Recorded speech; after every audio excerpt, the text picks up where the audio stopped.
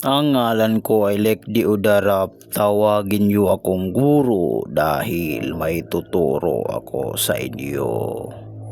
Ang channel na ito ay channel na kung saan magsasabi sa inyo ng mga katotohanan tungkol sa life of a man.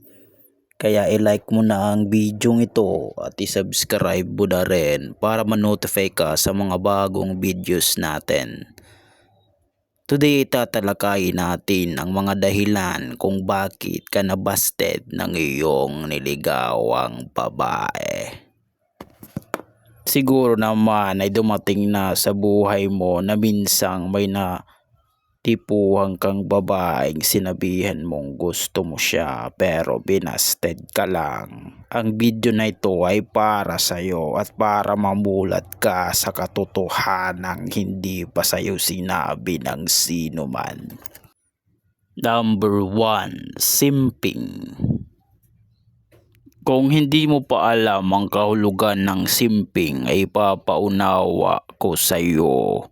Kung lagi mong binibigyan ng babae ng mga bagay na kanyang ikakasaya, kapag lagi mo siyang pinupuri, lagi mo siyang sinasabihan ng siya'y maganda at parang wala ka ng ibang makikitang katulad niya. Kung ginagawa mo ang mga iyon ay saka lamang simp. Kapag lagi kang nagpapakita ng pagiging interesado sa kanya na halos habul-habulin mo na siya kahit saan, ikaw ay isang simp. At nakikita nila ito sa iyo at napapansin nila ito sa iyo, kaya ayaw nila sa iyo.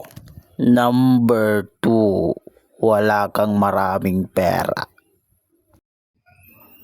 Kung inaakala mo na ang babae ay hindi tumitingin sa bulsa o sa pera, ay niloloko mo lang ang sarili mo. You see, sa panahon ngayon, pera na ang habol nila.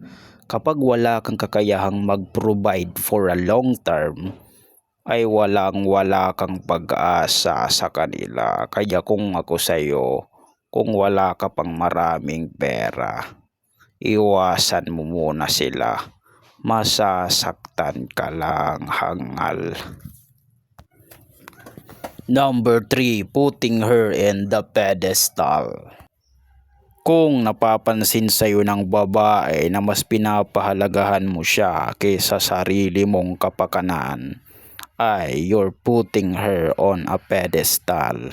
Ibig sabihin, inilalagay mo siya sa taas mo at ginagawa mo siyang priority na wala ka pa namang responsibilidad sa kanya. Kaya kung ako sa iyo, be selfish. Unahin mo muna ang sarili mo dahil walang babae ang magmamahal sa iyo kung sino ka, kundi ang iyong ina lamang, hangal. Number 4, too much attention. Lagi ka sigurong nagpapapansin sa kanya, lagi mo sigurong pinapahalatang may gusto ka. Kaya ibinabaliwala niya lang ang iyong atensyong ibinibigay sa kanya araw-araw.